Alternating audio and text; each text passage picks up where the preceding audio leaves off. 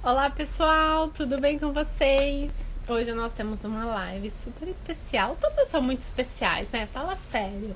Mas hoje tem uma que vocês vão gostar muito, que é como tornar, né, o seu sonho, a sua paixão, o seu talento em um negócio lucrativo. Por que eu trouxe esse tema hoje? Porque muitas vezes a gente tem um hobby, nós gostamos de alguma coisa, ou a gente não gosta do trabalho que a gente tem e quer mudar, fazer alguma coisa diferente.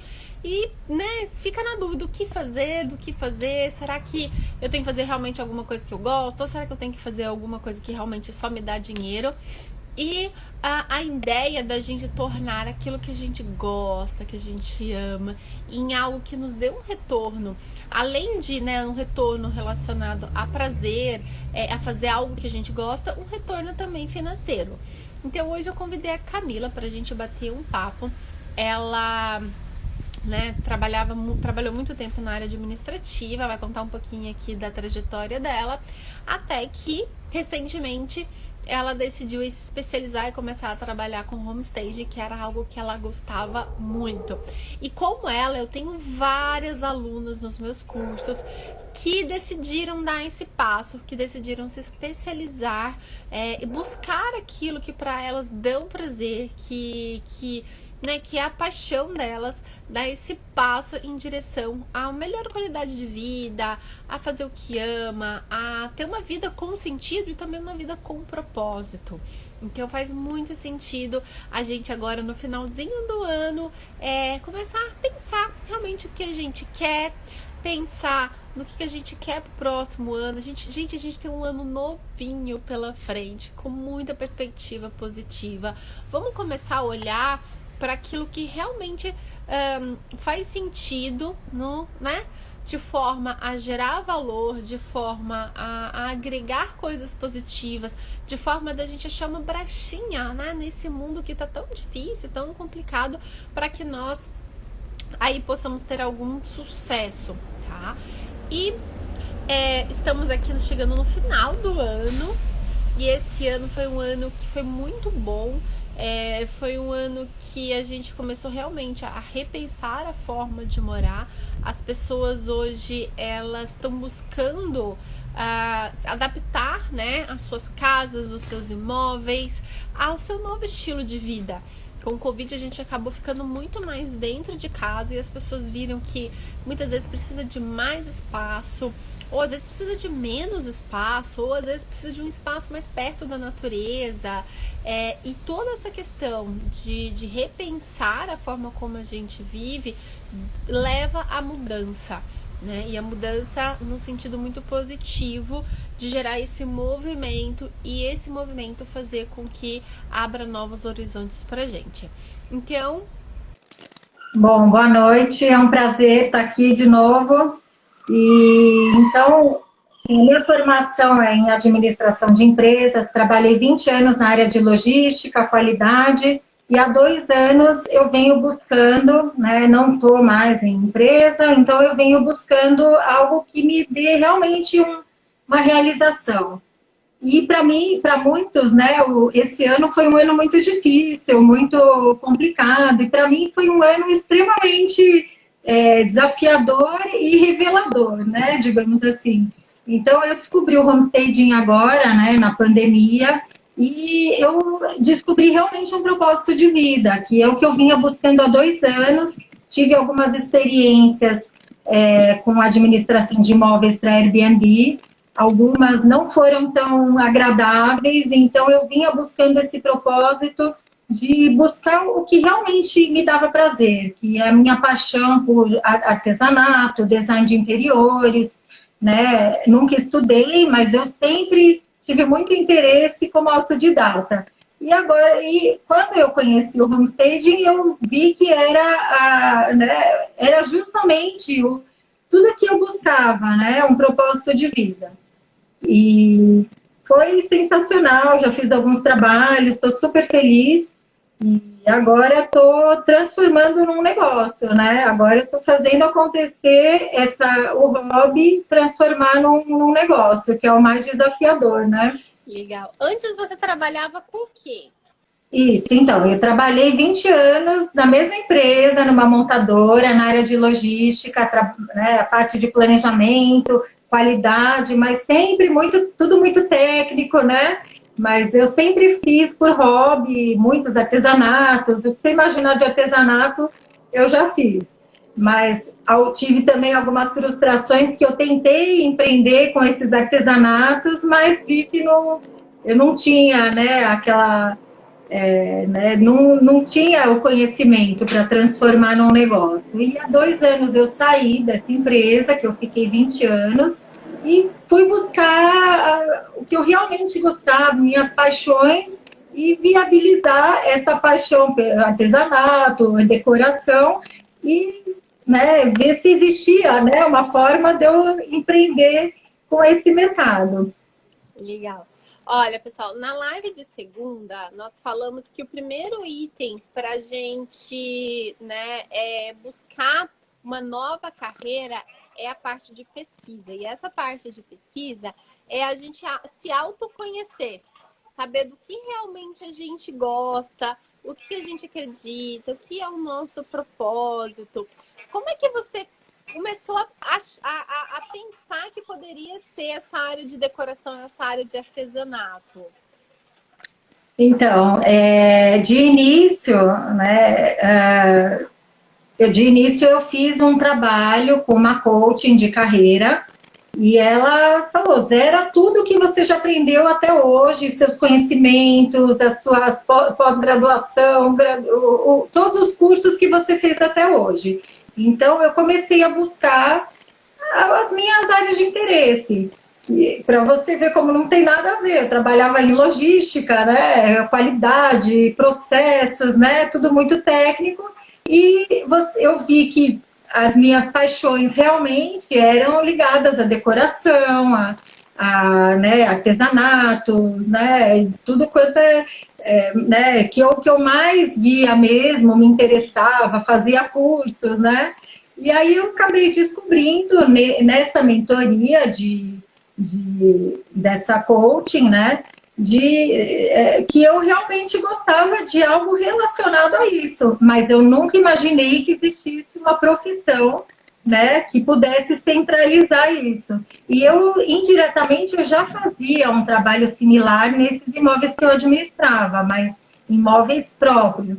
Imóveis que eu administrava de outras pessoas, eu via que as pessoas não tinham esse interesse em deixar aquele imóvel encantador, né, de se preocupar com a parte de manutenção. Então, acabei me frustrando e aí, pesquisando, estudando, cheguei no homestaging de alguma forma. No começo, Camila, quando você falou, nossa, imaginou que poderia ser algo relacionado à decoração, artesanato, teve um certo preconceito, tipo seu ou de alguém assim próximo? Olha, não digo preconceito, mas eu acredito que eu precisaria estudar, né? Tem faculdade de arquitetura, design de interiores, e eu não estava exatamente, né, pensando em fazer uma faculdade, né? Então, assim, eu acho que eu mesma tinha esse preconceito de, as pessoas vão me julgar porque eu não sou da área, então né, acabei meio que eu tive esse próprio preconceito né, de me julgarem por eu não ter essa graduação, entende? Sim, sim. Quando você falou que você tentou empreender com artesanato, eu tô fazendo essas perguntas porque é algo que eu acho que acredito que muitas vezes a gente passa mesmo. Quando eu fui fazer minha faculdade de design de interiores, ó, lá atrás, meu pai falou, não, filha, faz engenharia junto, faz arquitetura junto, você vai fazer design de interiores, tipo, parece que é algo meio artístico, né? Assim, que as pessoas realmente não pagam, que não dão talvez o devido valor. E quando a gente fala de artesanato, a pessoa pensa que você vai montar uma barraquinha ali na feira e vender paninho, vender velinha, vender essas coisas. E o que é legal do homestaging, quando as pessoas encontram, é que elas agregam valor nesse trabalho. Então, você consegue fazer um trabalho, muitas vezes manual, que utiliza a sua criatividade, mas você agrega ali o valor junto do trabalho que você está fazendo. Porque eu falo, pessoal, vocês não estão fazendo um trabalho que muitas vezes vocês cobram 1.000, 5.000, 10.000, 15.000 reais no trabalho. Vocês estão vendendo um imóvel de R$500 mil, um imóvel de 1 milhão, um imóvel de 2 milhões. Então, essa conexão, essa referência é que a gente precisa ter. E quando a gente fala dessas coisas mais artesanais, é pensar dessa forma como um negócio que eu posso agregar para isso. Então, muito legal o seu posicionamento, né? De entender, de pensar, eu vou precisar me especializar, mas não tô afim de fazer outra faculdade, de passar 1 ou 2 anos ali sentada para aprender, muitas vezes, algo teórico que você não vai aplicar em lugar nenhum, né? Você queria algo mais prático. E é o que você fala também, né? As pessoas, elas não... o homestaging, ele vai além do artesanato. Eu adoro artesanato, adoro tudo relacionado à decoração, mas o homestaging, ele é muito além disso, né? Você traz uma qualidade, né, no trabalho e uma qualidade em todo esse processo de compra de um imóvel, né? Ou mesmo uma locação de temporada. Então, eu vi no homestaging, no caso da locação de temporada, você traz uma experiência para o hóspede, não é simplesmente ele ir lá e se hospedar, porque aí ele vai para um hotel, ele vai para qualquer lugar, mas não, você tem um lugar especial que ele vai ter uma experiência única, né? Então, esse é o objetivo. Agora, muitas pessoas sabem, quem já buscou um apartamento, né, para morar, sabe a dificuldade que é hoje, né, assim, com relação à qualidade das fotos, os imóveis por si só. Então, eu acho que isso também me encantou, né, de você trazer uma qualidade, né, nessa busca, que eu também já passei por uma experiência ruim buscando um imóvel, né, demorei 6 meses. Só uma experiência? Só uma. Porque você sabe, né? As pessoas não mudam muito, né? No Brasil, né? E ainda não mudam muito, né? Então, eu fiquei 6 meses e não achei. Só que eu tinha um prazo para mudar, né? Eu estava para ter nenê, eu tinha que mudar. Então, eu tive que pegar praticamente o que, né? Por eliminação. Então, assim, isso que me encantou também. Né? Então, para eu transformar o artesanato e a decoração num negócio, para mim já né, assim, foi um processo complexo, né? E você tem que se estruturar para poder empreender, né? E aí vai no que você falou da live de segunda, né? De mudança de carreira. Primeiro que nós falamos foi a questão da pesquisa, de se entender, de pesquisar o que você gosta, o que você né, quer realmente fazer. O segundo passo é a educação, é procurar conhecimentos, conteúdos que você possa aprofundar. Nós falamos também na live de segunda que muitas vezes as pessoas ficam muito no superficial. Entra aqui no Instagram, YouTube, assiste um monte de vídeo, mas acaba não se aprofundando, né? Às vezes não colocando o negócio na prática, tá? Então, eu acho que esse segundo ponto é muito importante. A Camila falou, nossa, descobri o homestaging, então deixa eu ver o que eu posso estudar, aonde eu posso, né, me especializar, entender um pouco mais esse mercado para conseguir atuar. Então, acho que esse segundo ponto é importante, buscar referências de pessoas que já estão atuando para conseguir te auxiliar, né, realmente nesse processo. Que foi exatamente onde eu fui, né? Eu fui nos meus pontos fracos, que era como vender o meu negócio e como estruturar financeiramente. Como eu já tinha, né, comentado com você, eu deixei de transformar alguns esses artesanatos em negócio porque eu não gostava de vender, não sabia vender. E se fosse para eu vender, né, esses artesanatos, eu preferia desistir do negócio, né? Tinha grande dificuldade. E agora, com as redes sociais, fica mais simples, né, de você conseguir clientes, né, atingir e as pessoas conhecerem o teu trabalho sem ser aquele vendedor chato. Então, assim, o terceiro ponto que nós vamos falar, e já já eu respondo as perguntas aí do pessoal, é a questão de networking, né? De relacionamento. Ok, eu sei o que eu quero, eu estudei, como é que eu vou conseguir aí os meus primeiros clientes, ou como é que eu vou conseguir me estruturar? É relacionamento, né? E aí esse relacionamento pode ser um relacionamento mais próximo, entre pessoas que a gente conhece, pessoas da família, amigos, pessoal da faculdade, do seu ciclo mesmo. Ou pode ser, por exemplo, se relacionando aqui nas redes sociais. Porque quando nós trabalhamos, e eu falo isso dentro do curso, nós precisamos pensar em estratégias. E o cliente, ele compra da gente depois do quinto, sexto, sétimo contato com a empresa. Dificilmente ele, olhou, puta, Camila aqui, vou comprar dela. Normalmente é um processo, é como se fosse um namoro. Você não conhece a menina hoje e já pede em casamento. Você sai para jantar, no segundo, terceiro encontro rola um beijinho, aí você vai conhecer a família, ver se realmente faz sentido, para depois pedir em casamento. Todo negócio é assim, tá? Então, o cliente, muitas vezes, ele precisa de um espaço para ele ter segurança.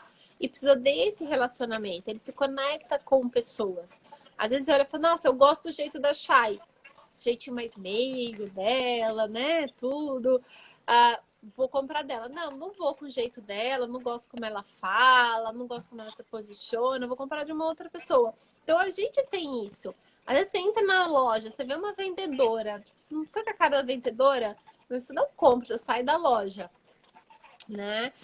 Então, tudo isso é importante quando a gente fala de negócio, tá? Essa questão de network. A Camila, como é que você fez seu primeiro trabalho, Camila?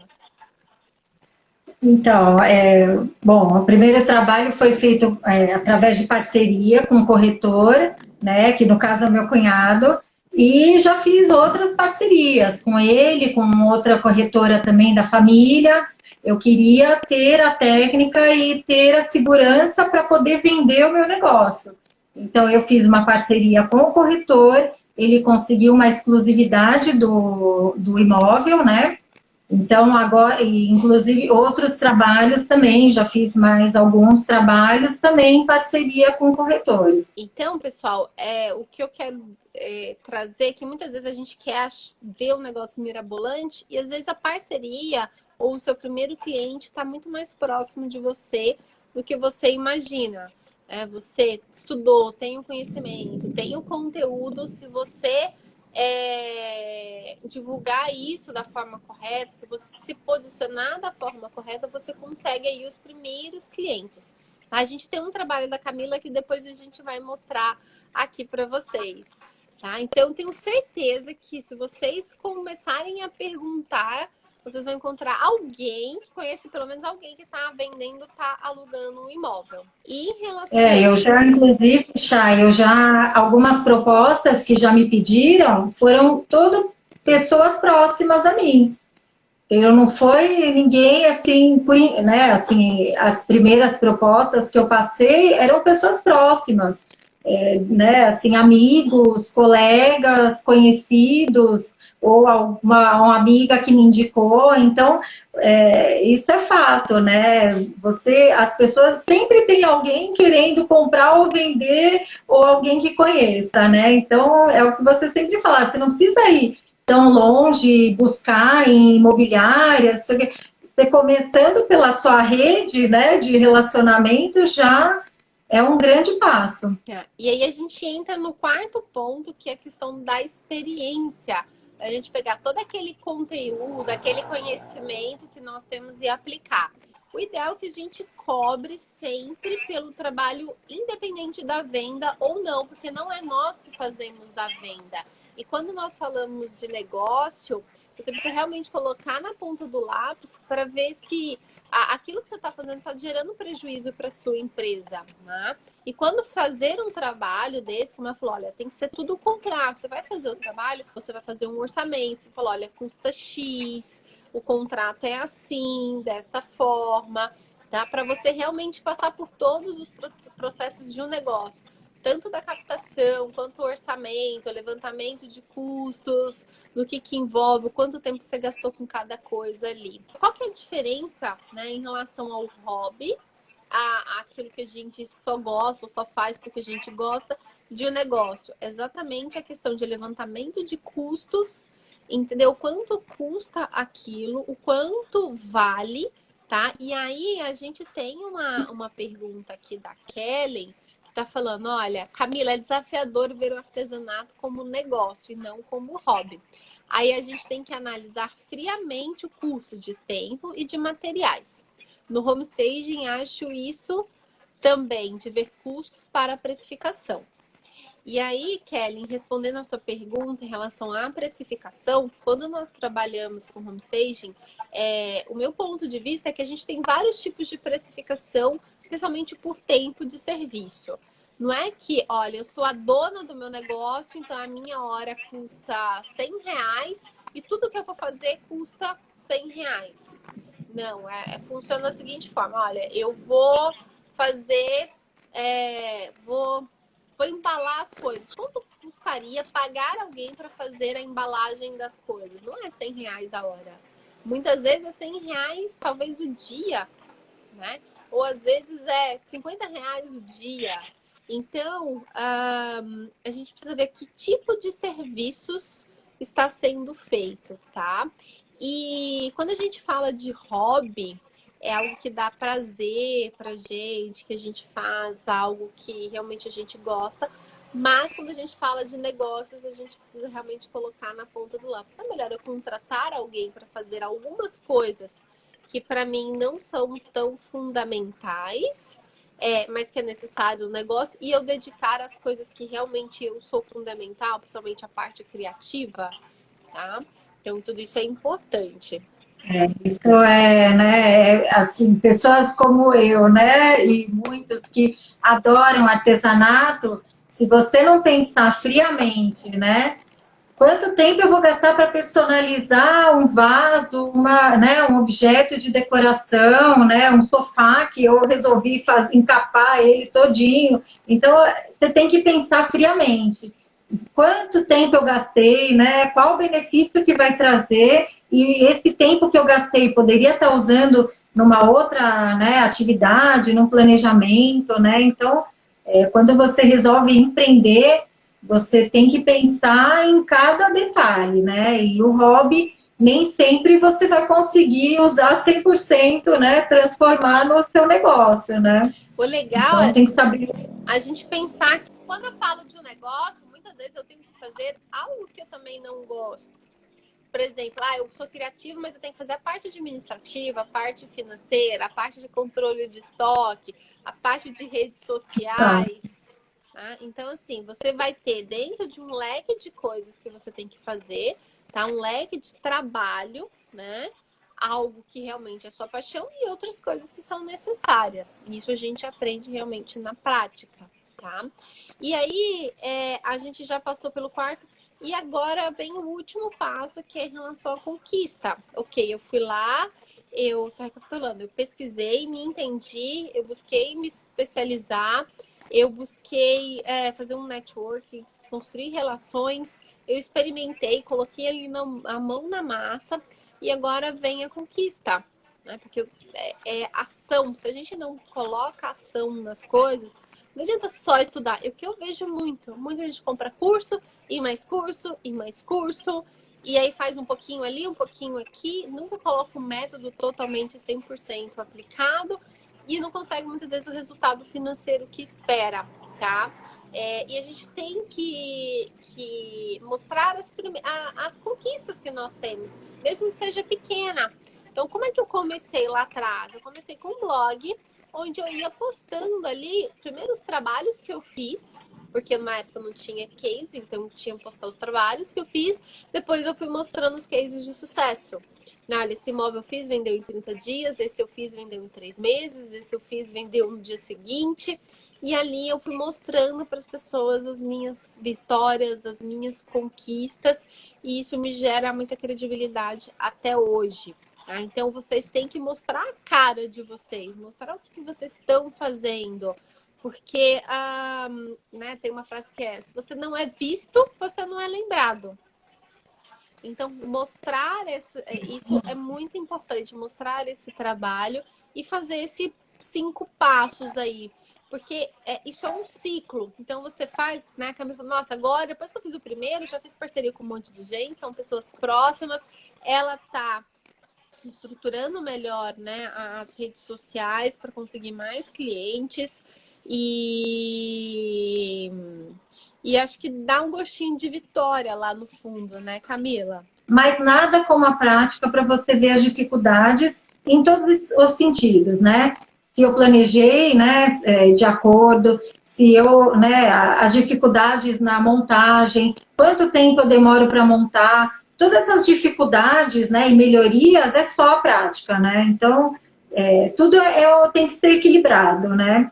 Então, até, né, eu tinha até comentado com você, numa semana eu montei 3 apartamentos, 2 como morador, um era um apartamento novo, vazio, né? Então, assim, se eu não tivesse feito todo um planejamento, né, dificilmente eu conseguiria, né, em uma semana fazer todo esse trabalho, né? Então, a gente está sempre, né, se estruturando e melhorando para fazer um trabalho bacana, né?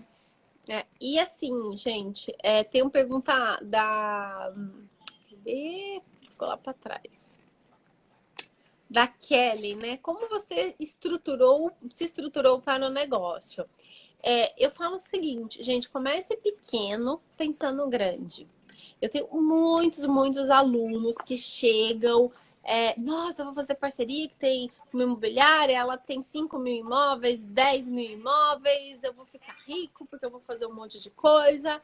Mas a pessoa não fez um trabalho, tá? Então a Camila falou, olha, você tem que fazer você tem que analisar o quanto tempo você gasta para fazer cada coisa, aonde você pode ser um pouco melhor, qual é a sua dificuldade, o que você pode terceirizar, o que vale a pena realmente eu fazer ou terceirizar. Quando eu comecei, o pessoal gostava muito da história dos quadros com molduras de papel, né? E aí tinha as minhas estagiárias de arquitetura e elas que faziam para mim os quadros.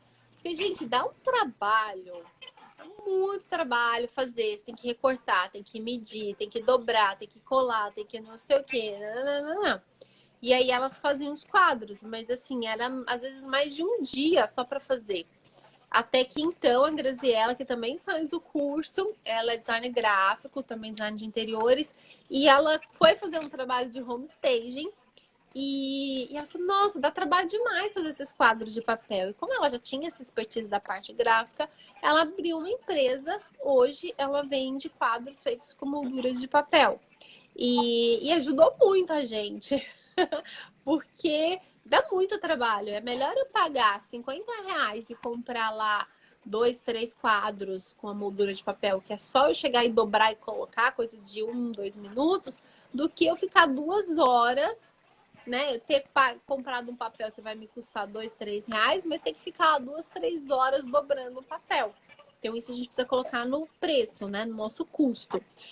E a outra coisa sempre o primeiro vai dar muito mais trabalho. Independente, você vai estudar, você vai ter um guia, você vai, né, ter um direcionamento, mas a prática ali é que você vai ter dúvida. Por isso que eu gosto tanto de cursos online, porque você tem um acompanhamento, você pode tirar dúvidas durante um período, né? Porque as dúvidas acontecem sim quando você coloca a mão na massa. E você acha, Camila, que você melhorou do primeiro trabalho para esse que você faz agora? Nossa, em todos os sentidos, Chay. Assim, eu fiz alguns testes antes, né, para o primeiro trabalho, mas a prática, né, fiz alguns testes, na hora de montagem, algumas coisas ficaram boas, outras não, mesmo tentando, né, montar em casa, né, para ver se dava certo, a hora que você vai lá montar, vê o todo, o conjunto, né, e tem coisas que não ficaram boas, tem algumas coisas que eu voltei no apartamento depois de um tempo, eu vi que o trabalho, né, não ficou legal. Então, tudo isso é aprendizado. Eu acho que o segundo trabalho que eu fiz ficou muito melhor que o primeiro. Então, a gente está sempre, né, melhorando. Olha, a gente vai pegando o que a gente tem em casa, a gente pega dos familiares, alguma coisa a gente compra, mas, né, o primeiro trabalho normalmente, né, para não ter um gasto muito grande, né, ainda sem saber se você vai ter sucesso, vai receber pelo teu trabalho, o ideal é você conseguir, né, ter um custo menor possível. Então, o que você conseguir né, pegar de objetos na tua casa, com familiares, é melhor. Eu oriento sempre a gente primeiro fechar o cliente para depois comprar, tá? Com exceção, por exemplo, do sofá ou alguns itens que são mais padrão.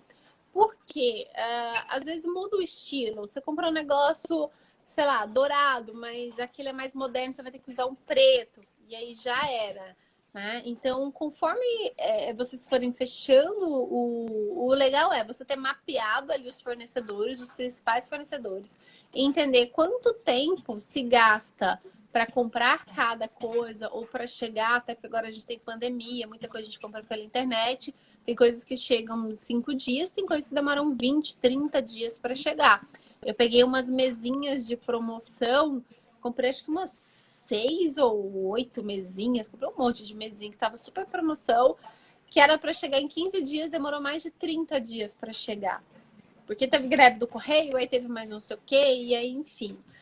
Então, ter esse time é importante. Olha, sabe, eu consigo comprar em tais lugares que me entregam dentro de tanto tempo. Ou, eu consigo ir na loja X ali, selecionar as peças dali. Ou, para fabricar tais coisas, eu gasto tanto tempo, tá? Até para a gente conseguir aí entender o quanto de tempo a gente gasta e quantos clientes a gente pode fazer. Então, eu sempre, né, indico começar pequeno, pensando grande. E quando a gente começa pequeno, a gente tem esse tempo de ajuste. E assim, quantos clientes vocês conseguem atender em um mês? Tá? Ok, vou ter que aumentar a equipe. Como é que eu faço esse processo para aumentar a equipe? Tudo isso é algo bem gradual que vai acontecendo. Tá? Então, você tem que... agora aumentou a demanda, então vou ter que contratar alguém de design. Aumentou a demanda, eu vou ter que contratar agora alguém de frete, um carreto, não sei o que mais vou levar, né? Olha, eu percebi que eu trabalho com tais padrões de imóveis. É um apartamento assim, é mais familiar, é mais tal. Então, tudo isso vocês vão aprendendo na prática, testando, né? Vamos mostrar as fotos, Camila? Vamos. Então, Esse foi o meu segundo trabalho de móveis cenográficos, né? Que eu acho que é um grande desafio, né? Precisa usar bastante a criatividade e, né, assim, tem muita coisa que eu mesma fiz, né? O sofá, por exemplo, eu personalizei ele, deu bastante trabalho, mas agora o próximo eu vou fazer bem mais rápido. Então, né, agora eu acho que vale até a pena o valor que, né, o tempo gasto, né, o valor agregado, acho que agora vai valer a pena. Aqui você fez a mesa cenográfica, o sofá e o rack já tinha, né? Rack já tinha, era a única coisa que tinha mesmo na sala, só tinha o rack e o restante é tudo cenográfico. O que você pensou para criar esse cenário? Assim, qual era o perfil do cliente? Então, do cliente, né? O perfil, assim, o prédio em si é um prédio, assim, mais moderno, mais novo, um perfil mais familiar, né? No caso, é um apartamento de 2 quartos e ele era, assim, o apartamento antes, ele era, assim, era uma família com uma criança, então, as paredes eram bem, assim, com papel de parede de bebê, tinha berço, então, eu mantive, assim, um perfil para uma família, né? Talvez com uma criança ou um quarto de hóspedes, né? Mas é uma coisa assim, mais jovial mesmo, né? Mais familiar. E aí você usou tons neutros, né? Cinza, preto e os objetos de decoração, assim, mais moderno, né? Assim, um cromado, né? É um mais pro bronze, né? Qual que era o valor desse imóvel? 420, são 2 quartos, né? A Beatriz está perguntando se você sugeriu a pintura no apartamento. Sim, ele tinha várias paredes coloridas. A sala, por exemplo, ele tinha uma cor terra nas 2 paredes da sala de jantar, né? Do ambiente. E o quarto de bebê era um marrom. Então, assim, era um apartamento super escuro. Para você ter uma ideia, a cortina era vermelho bombeiro. Então, assim, ele era super personalizado. Tinha também uns adesivos na parede da sala, né? Tipo umas mandalas. Ele era bem assim. Então, a partir do momento que você dá uma pintura assim branca, ficou outro apartamento, né? Então, a cortina fui eu que coloquei, né? Cenográfica. E, né, o quarto, né, você vai ver assim, o quarto era um quarto de bebê, virou um quarto, né, ou para home office, ou, né, então, é esse mesmo, ele tinha um berço, ele tinha várias fotos na parede da criança que morava lá, ele era marrom, quarto de bebê, e tinha uns papéis de parede com um monte de bichinho. Então, assim, né, limita, né, bem, né, não atrai muito, né. Nesse apartamento você indicou só a pintura ou teve mais algum reparo que precisou ser feito? Olha, eu basicamente foi a pintura, porque, né, eu pedi para tirar todos esses adesivos que estavam nas paredes, tanto nesse quarto quanto na sala, pedi para tirar aquela cortina vermelha. E tinha umas prateleiras também de vidro, mas, assim, na sala, por exemplo, eu tinha 3 prateleiras de vidro, estava muito exagerado, né? Eu achei que ia ficar mais. No banheiro também tinham 3 prateleiras de vidro, sabe? Então, estava muito carregado, né? Então, eu falei, já que vai pintar, já tira tudo. Tinha um suporte de micro-ondas também, daqueles bem antigos, bem feios na cozinha, também pedi para tirar. Basicamente foi isso. Para então deixar o mais. basicamente pintura e uma boa limpeza e retirar umas prateleiras, legal. Isso. Então, pouca coisa. Ele estava assim, bem conservado, assim. Ó, essa aqui é a varanda que você fez ali um cantinho, né? Ficou bem charmoso e também bem econômico, né? Fui eu que fiz. Basicamente, eu peguei na rua esse carretel. Eu tinha um senhor com um monte desses numa Kombi, eu fui lá, falei, quanto que fica? Eu paguei acho R$ 40. Daí eu personalizei, né? Dei uma melhorada, forrei com papel adesivo e ficou bom. Ficou bem bonitinho. Aqui a cozinha, né? Basicamente você fez a parte da bancada mesmo. Aqui tinha aquele suporte bem em cima da pia, um suporte enorme de micro-ondas, bem feio.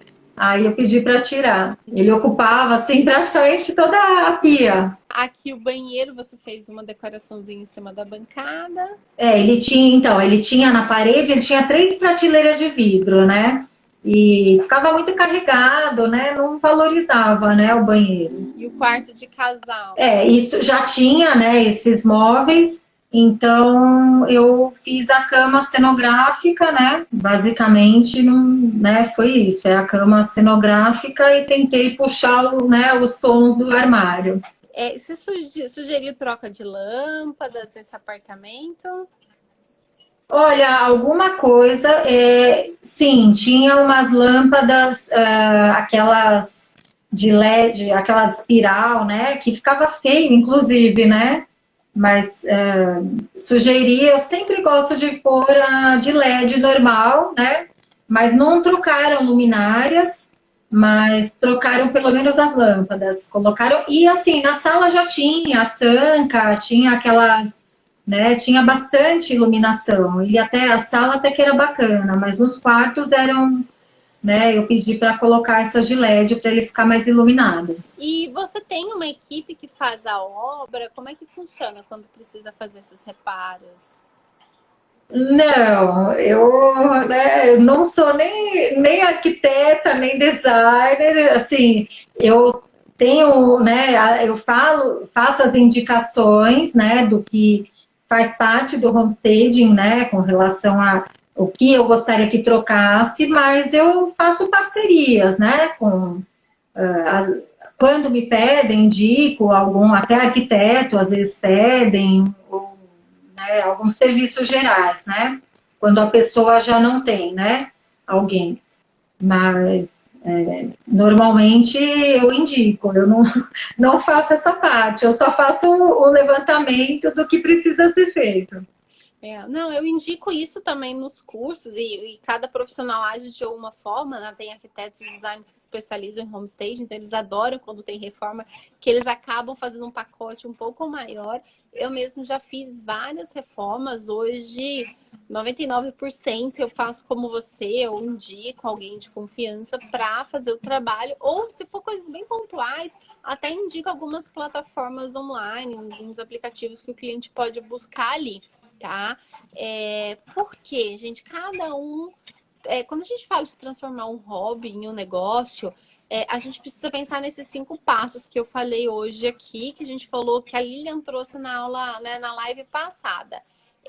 A gente precisa estudar, a gente precisa entender do nosso negócio. E tocar obra, por exemplo, é algo super complexo, que muitas vezes vai trazer prejuízo se você não sabe fazer.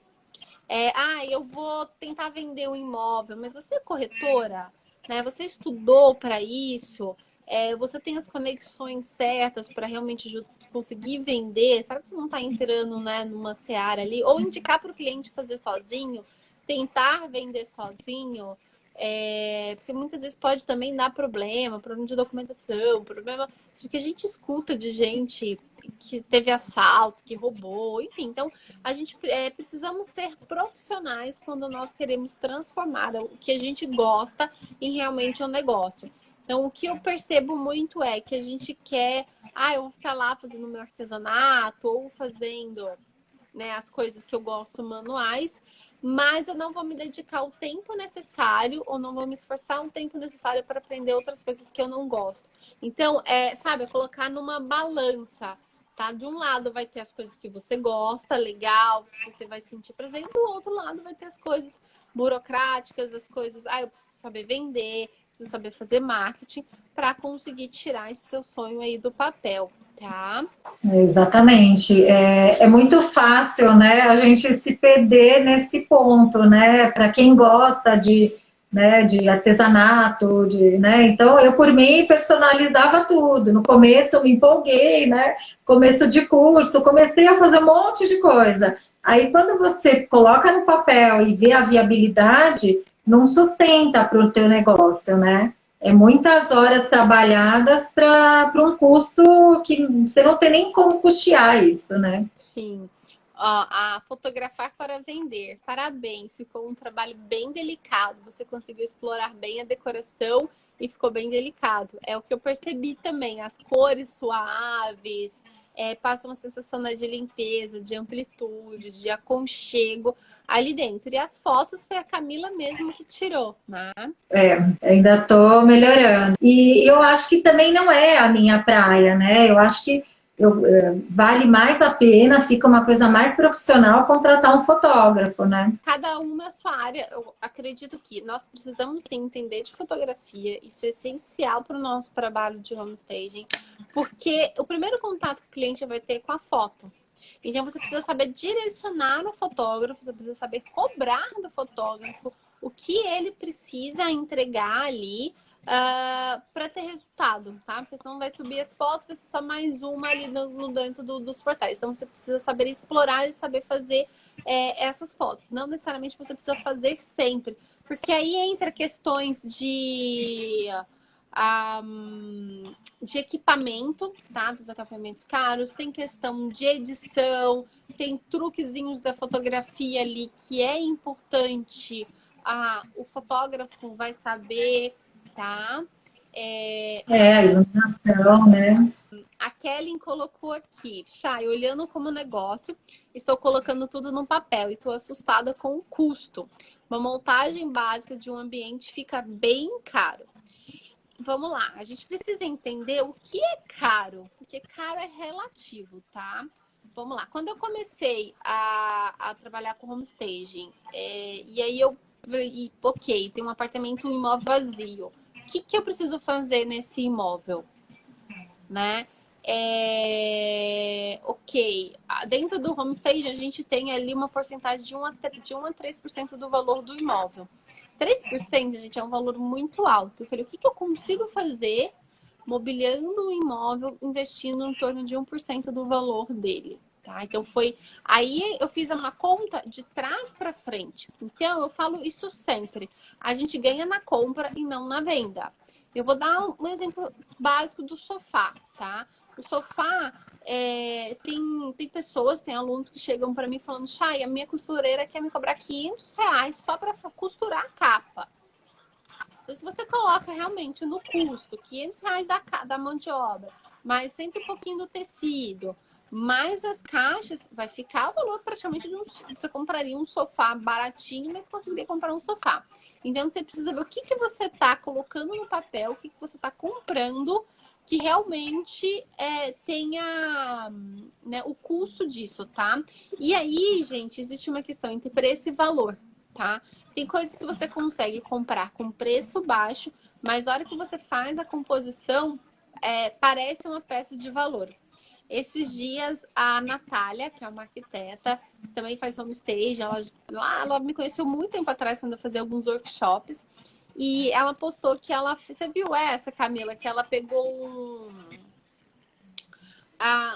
uma vasilhinha um potinho de álcool em gel. De álcool gel, não é? Pintou, ficou um Ah, ficou vaso muito legal. lindo, super chique.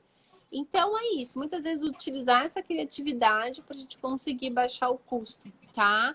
Aí o custo é o quê? O potinho está vazio, mais o spray, né?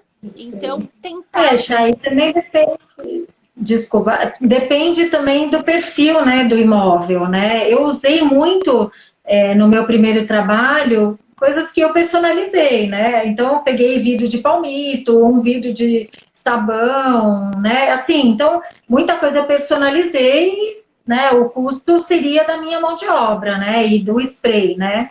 Então, dependendo do perfil do imóvel, você tem que comprar um vaso melhor, né? Você investe mais, mas aí o valor, o custo também é proporcional ao perfil do imóvel, né? Sim. Então, a gente precisa pensar nisso, o que é caro e o que é preço e o que é valor, tá? Para a gente conseguir chegar numa precificação mais correta.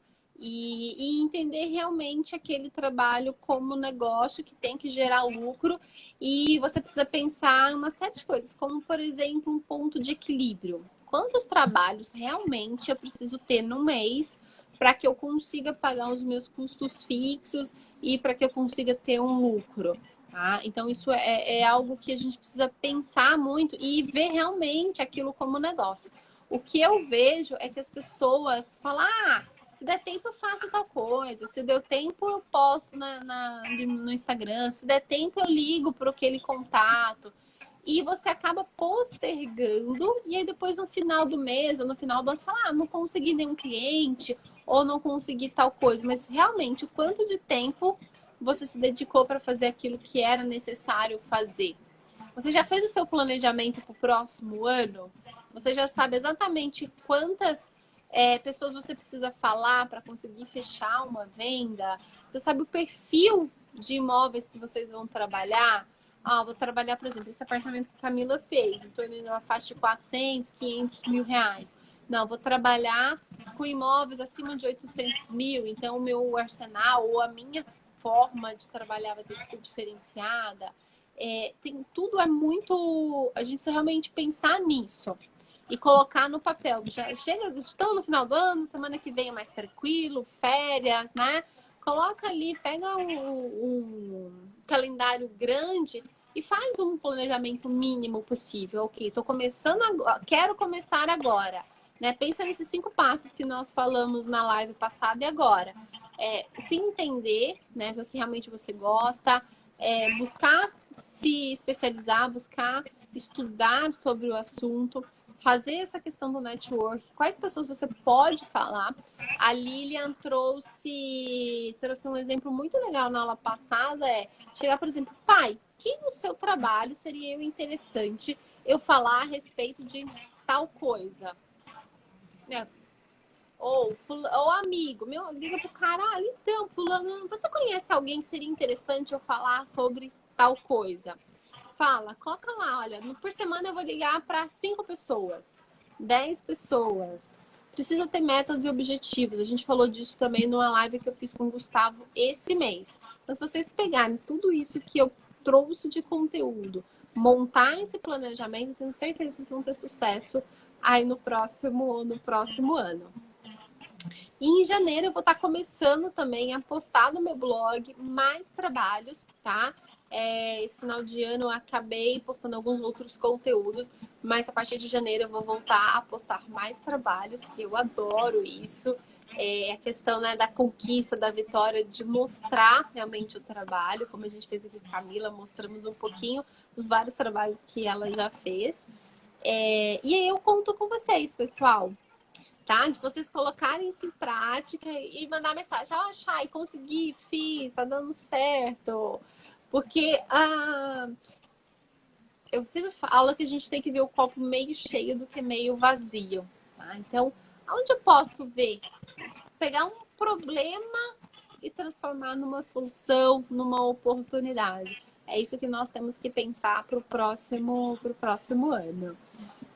Camila, obrigada por ter aceitado esse convite, da gente estar batendo esse papo aqui. E ano que vem eu quero ver você fazendo as suas lives também. Vamos fazer, sim, as parcerias, né? Foi um prazer mais uma vez e com planejamento tudo dá certo. Você, né, com metas bem definidas, eu acho que fica muito fácil o trabalho quando você tem um bom planejamento. Então, obrigada, pessoal. Semana que vem estarei aqui para a gente bater mais um papo. Um beijo.